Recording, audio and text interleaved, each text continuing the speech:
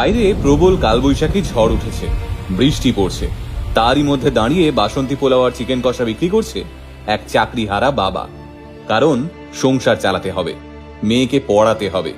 চাকরি চলে গেছে বলে তো আর ঘরে বসে থাকলে চলবে না। তাই ঝড় বৃষ্টি যাই আসুক, এখন এই দোকানটাই সম্বল মধ্যমগ্রামের সন্দীপ দাশগুপ্তর।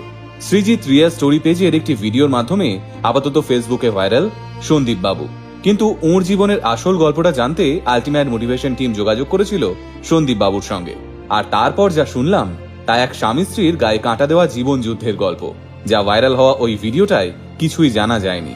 সন্দীপ বাবু একজন এয়ারক্রাফট মেইনটেনেন্স ইঞ্জিনিয়ার। এই বিষয়ে রীতিমতো ডিপ্লোমা এবং ডিগ্রি দুটোই রয়েছে ওর। 2002 সালে জেট এয়ারওয়েজে চাকরি পান সন্দীপ বাবু। চেন্নাইতে পোস্টিং হয়। সেই চাকরি করতে করতেই স্ত্রী সোনালী দাশগুপ্তর সঙ্গে সংসার পাতেন সন্দীপ বাবু। মাসে লক্ষাধিক টাকার উপর মাইনে, বাড়ি গাড়ি, জীবন একদম মসৃণভাবে